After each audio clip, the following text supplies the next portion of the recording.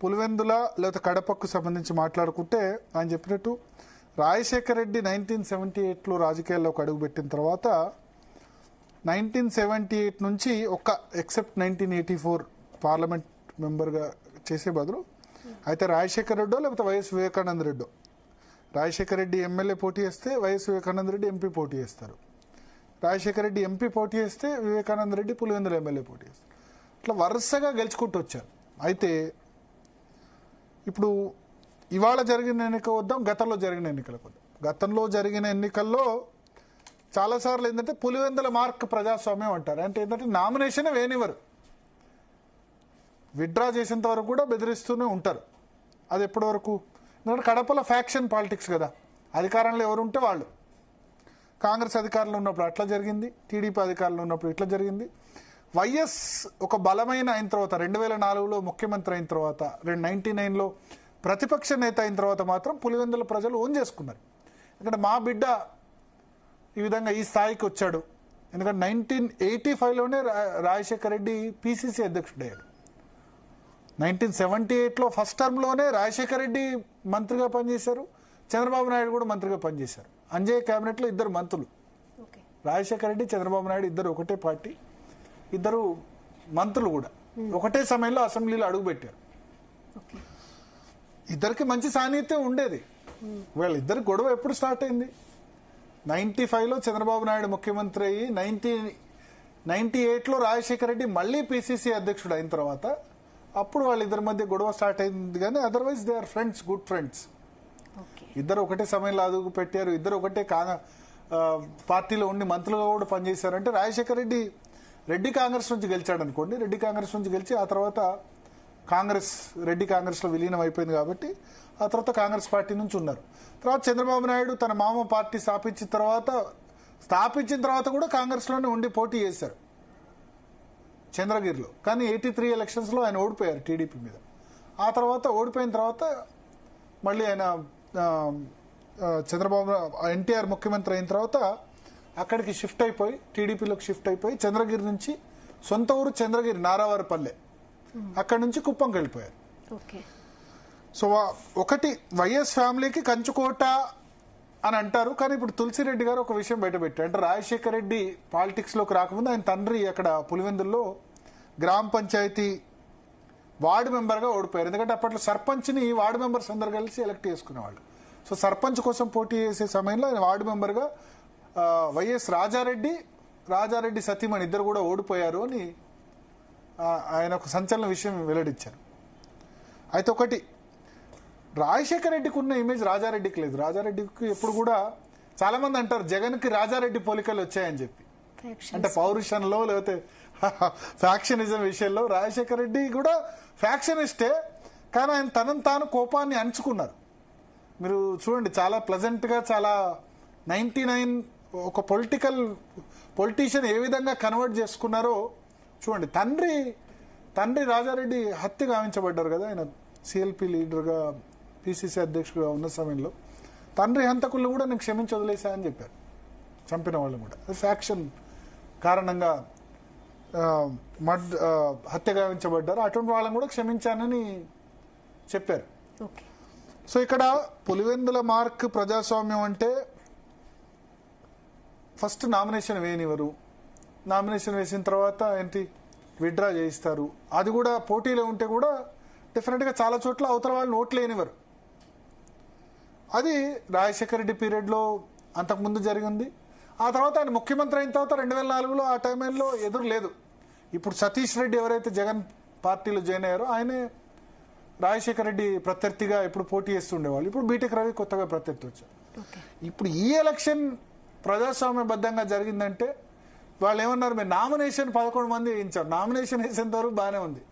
Nomination వేసిన తర్వాత నిన్న జరిగిన పోలింగ్ అయితే ప్రజాస్వామ్యబద్ధంగా జరగలేదు. తులసిరెడ్డి చెప్తున్నారు ఏదైతే ఉందో రెగ్గింగ్ జరిగింది. అయితే ఇక్కడ ఏంటంటే ఇప్పుడు తెలుగుదేశం గెలిచాం అని సంబరాలు చేసుకుంటున్నారు. సరే, అవుట్ రైట్ తెలుగుదేశం కార్యకర్తలు మేము గెలిచామని సంబరాలు చేసుకోవచ్చు, కానీ 90% ఓట్స్ వస్తాయా తెలుగుదేశంకి జగన్ కంచుకోటలో? ఘన విజయం సాధించడం ఇట్లే జగన్ చేశాడు. కుప్పంలో నేను చంద్రబాబును ఓడగొడతా అని చెప్పి లోకల్ బాడీస్ ఇదే విధంగా రిగ్గింగ్ చేశాడు. వైనాట్ కుప్పం అన్నాడు. ఏమైంది? నీ వైనాట్ కుప్పం 175 గెలుస్తావంటే ఏమైంది? పులివెందుల్లో చంద్రబాబు నాయుడు 45,000 సరే చాలా పులివెందులో చాలా గ్రౌండ్ వర్క్ చేశారు. డెవలప్మెంట్ రిలేటెడ్ కానీ వైసీపీ మిగతా ఆయన చంద్రబాబు నాయుడు అక్కడ ఫిక్స్ చేసే ప్రయత్నం చేసింది. అందుకని సొంత ఇల్లు ఇన్ని రోజులు ఉన్నా చంద్రబాబు నాయుడు సొంత ఇల్లు కట్టుకోలేదు కుప్పంలో. మొన్న మీ ముఖ్యమంత్రి ఎందుకంటే 1989 నుంచి కుప్పంలో ప్రాతినిధ్యం వహిస్తున్నారు. సొంత ఇల్లు లేదు చంద్రబాబు నాయుడుకి. మొన్న సొంత ఇల్లు కట్టుకున్నారు. సొంత ఇల్లు ఈసారి కట్టుకుంటా అక్కడే ఉంటా అని హామీ ఇవ్వాల్సి వచ్చింది. పైగా పులివెందులో చేసినంత డెవలప్మెంట్ కుప్పం చేయలేదు అని ఒక విధంగా కూడా ప్రచారం తీసుకొచ్చారు. సో వైనాట్ కుప్పం అన్న వ్యక్తి జగను అక్కడ రిగ్గింగ్ చేసి లోకల్ బాడీస్ ఎలక్షన్ రిగ్గింగ్ చేసి కుప్పంలో చంద్రబాబును ఓడించినా సరే అది తాత్కాలిక ఆనందమే అయింది. అసెంబ్లీకి వచ్చేసరికి మళ్ళీ చంద్రబాబు నాయుడు గెలిచారు కదా 45,000 ఓట్లతో. నిజాం తక్కువ మెజార్టీ, లోకేష్ కు 90,000 వచ్చింది, చంద్రబాబు నాయుడుకు ఎక్కువ రావాలి. కానీ జగన్ రిస్ట్రిక్ట్ చేశారు. అంటే కొంచెం ఒక ఏమంటారు, చంద్రబాబు నాయుడు ఓడిస్తే ఆ వ్యక్తి భరత్ ఎవరో ఉన్నారు, చంద్రమౌళి ఎమ్మెల్సీ కుమారుడు, అతన్ని నేను మంత్రి చేస్తా ఇటువంటి హామీ ఇచ్చారు. కానీ తాత్కాలిక ఆనందమైంది. ఇప్పుడు వీళ్ళు పులివెందులో గెలిచామని చెప్తున్నారు. అవతల ఓట్లు చూస్తే ఈ తెలుగుదేశం అభ్యర్థికి 6,800 వచ్చి వైసీపీ అభ్యర్థికి 600 వచ్చాయి. అంత తేడా ఉంటుందా? ఉండదు కదా. జగన్ ఇలాకాలో ఆయన ఇష్టపడే వాళ్ళు ఉంటారు కదా, డెఫినెట్గా ఉంటారు కదా. సో 90% ఓట్స్ ప్రజాస్వామ్యబద్ధంగా ప్రజాస్వామ్యబద్ధంగా జరిగితే అవినాష్ రెడ్డి ఎందుకు అరెస్ట్ చేశారు, అభ్యర్థిని ఎందుకు బయటకు రానివ్వలేదు? వాళ్ళు చేశారు తప్పు, మీరు అదే తప్పు చేస్తున్నారు. ఈ ఆనందం తాత్కాలికంగా ఉంటుంది.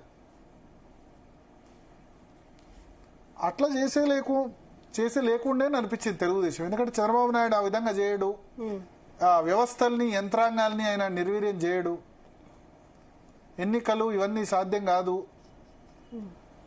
ఆయన అతీతం అని అంటూ ఉంటారు. కానీ ఈసారి ఆయన కూడా అదే చేశాడు. నామినేషన్ వేనిచ్చారు, 11 మంది నామినేషన్ వేనిచ్చారు, వేసిన తర్వాత చూపించారు. ఇంకా జగన్ సమయంలో అయితే చాలా చోట్ల నేను చెప్తున్నా లోకల్ బాడీస్ ఎలక్షన్స్ లో చాలా చోట్ల టీడీపీ వాళ్ళని బెదిరించి నామినేషన్ కూడా వేయించడం. అదృష్టం ఏంటంటే తెలంగాణలో కల్చర్ లేదు. ఈ బెదిరింపులు, ఈ నామినేషన్ వేయకపోవడాలు, విడ్రాలు ఇవన్నీ లేవు. ఆంధ్రప్రదేశ్లో ఇంకా కూడా ఈ ఫ్యాక్షన్ పాలిటిక్స్ అంటే అట్లీస్ట్ ఇక్కడ ఎంత ఉన్నా సరే ప్రజాస్వామ్యం ఉన్నది. ఆంధ్రప్రదేశ్లో ఎస్పెషల్లీ రాయలసీమ ఏరియాలో ఒకళ్ళు అధికారంలో ఉంటే ఇంకొకళ్ళు ఈ విధంగా దౌర్జన్యాలు చేస్తారు, ప్రజాస్వామ్యం చంపేస్తారు. జగన్ టైంలో ముఖ్యమంత్రిగా ఉన్నప్పుడు లోకల్ బాడీ ఎలక్షన్లో ప్రజాస్వామ్యాన్ని నామినేషన్లు కూడా వేయనివ్వకుండా చంపేశారు. ఇప్పుడు నామినేషన్లు వేయనిచ్చి చంపేశారు. నేను ఎందుకంటే 60% 70% టీడీపీకి వస్తే ఎవరైనా నమ్ముతారు. 6,800 వాళ్ళకు వచ్చి వీళ్ళకి 600 ఓట్లు వచ్చి మేము గెలిచాం పులివెందుల్లోని వీళ్ళు ప్రచారం డప్పు కొట్టి చేసుకుంటే సరే ఎవరైనా లోకల్ బాడీస్లో అధికార పార్టీ ఫేవర్ చేస్తారు. కానీ జగన్కు 10% ఓట్లే వస్తాయా పులివెందుల్లో? ఆయన మనుషులు ఉన్నారు, ఆయన డెవలప్ చేసిన వాళ్ళు ఉన్నారు. వీళ్ళు ఏంటంటే జమ్మల మడుగు నుంచి ఆదినారాయణ రెడ్డి మిగతా వాళ్ళని తీసుకొచ్చి అక్కడ వాళ్ళు ఓట్లు వేయించారు అని అంటారు. కామన్ న్యూట్రల్ గా ఉన్న వాళ్ళకి నమ్మశక్యంగా ఉండదు, టీడీపీ పిచ్చితో ఉన్న వాళ్ళకి నమ్మశక్యంగా ఉంటుంది. అట్లే వైసీపీ పిచ్చి ఉన్న వాళ్ళకి, సైకో ఫ్యాన్స్ కి వాళ్ళకి అంతే, మా జగన్ ఏం తప్పు చేయలేదు, మా జగన్ ఇప్పటికీ అన్ని మంచిగా చేశాడు, ఈవీఎంల ద్వారా ఓడిపోయినాం, ఇది సైకో ఫ్యాన్సీ. 11 సీట్లు ఏదో మాయ చేసింది, ఓటర్ లిస్ట్ మాయ చేసింది. ఏం ఓటర్ లిస్ట్ మాయ చేస్తే ఎవడున్నాడు అక్కడ అధికారులు? ముఖ్యమంత్రి మీ జగనే కదా. ఓటర్ లిస్ట్ అక్కడ ఎన్నికల కమిషన్ చేంజ్ చేస్తుందా? ఓడిపోయినోడు ఈవీఎంలు ఓటర్ లిస్టును నిందించడం ఇది ఒక ఫ్యాషన్. గడ్డి బీకేరా కార్యకర్తలు? ఎందుకంటే ఎన్రోల్మెంట్ ఓటర్ లిస్టు మీ బూత్ లో చేంజ్ అవుతే మీ కార్యకర్త చూసుకోవాలి కదా. గడ్డి బీకేరా? అధికారంలో ఉందేవారు ఈ మధ్య? ఎందుకంటే ఇప్పుడు రాహుల్ గాంధీ అక్కడ రేజ్ చేస్తే ఇక్కడ తెలుగుదేశం గెలవడానికి, కూటమి గెలవడానికి, జగన్ ఓడిపోవడానికి కారణం ఏంటంటే ఓటర్ లిస్టు మొత్తం మార్పులు చేశారట. మార్పులు చేస్తే మీ బూతులు ఏ మార్పులు జరుగుతున్నాయి మీకు తెలియట్లేదా? ప్లస్ ఎన్నికల కమిషన్ కాదు కదా చేంజ్ చేయాల్సింది, లోకల్ ఆఫీసర్స్ ఎవరి కింద పనిచేశారు. ఇప్పుడు పోలీసులు ఎవరి కింద పనిచేశారు? టీడీపీ కింద పనిచేసి అవినాష్ రెడ్డి అరెస్ట్ చేశారు, మిగతా వాళ్ళందరినీ అరెస్ట్ చేశారు. వాళ్ళ ఏమంటారు పోలీస్ వ్యవస్థ మొత్తం టీడీపీ చేతిలో ఉంది. క్యాండిడేట్ రిగ్గింగ్ చేసుకోండి అన్నట్టు వదిలేశారు. అప్పుడు జగన్ హయాంలో కూడా అంతే కదా, ఓటర్ లిస్టు ఎన్రోల్మెంట్ లేకపోతే ఈవీఎంలు హ్యాక్ చేశారు. చంద్రబాబు నాయుడు అంతే 2018-19 ఎలక్షన్లో అయిపోయేటప్పుడు ఈవీఎంలు ఏదో రిగ్గింగ్ చేయబోతున్నారని ఆయన అన్నారు. సో ఎవడు ఓడిపోతే వాళ్ళు ఈవీఎంలు ఓటర్ రోల్స్ వీటి మీద చేసేది. మొత్తం నేను ఏమంటా అంటే పులివెందుల వైసీపీ గెలిచిందా టీడీపీ గెలిచిందా అంటే పులివెందుల్లో ఆనాడు ప్రజాస్వామ్యం చచ్చిపోయింది, ఈనాడు కూడా ప్రజాస్వామ్యం చచ్చిపోయింది. మీరు ఓటేసే కొంచెం ప్రయత్నం చేస్తుంటే ఒక 50-60% ఓటు వచ్చినా నమ్మేవాళ్ళు జనం. అప్పుడు జగన్ ఒక శాడిస్టిక్ ప్లెజర్ పొందాడు. ఇప్పుడు చంద్రబాబు నాయుడు టీడీపీ వాళ్ళు శాడిస్టిక్ ప్లెజర్ పొందుతున్నారు. ఇవేం నిలిచేవి కాదు. ఆయన వైనాట్ కుప్పం అన్నారు, వీళ్ళు వైనాట్ పులివెందులు అన్నారు. ఏం జగన్ గెలవడం మళ్ళీ 2029 ఎలక్షన్లో. ఇప్పుడు ఆయనకి అంటే పులివెందులో నేను రాష్ట్రంలో గెలుస్తాడో లేదా అనట్లా, గెలుస్తాడు. కుప్పంలో చంద్రబాబు గెలుస్తాడు.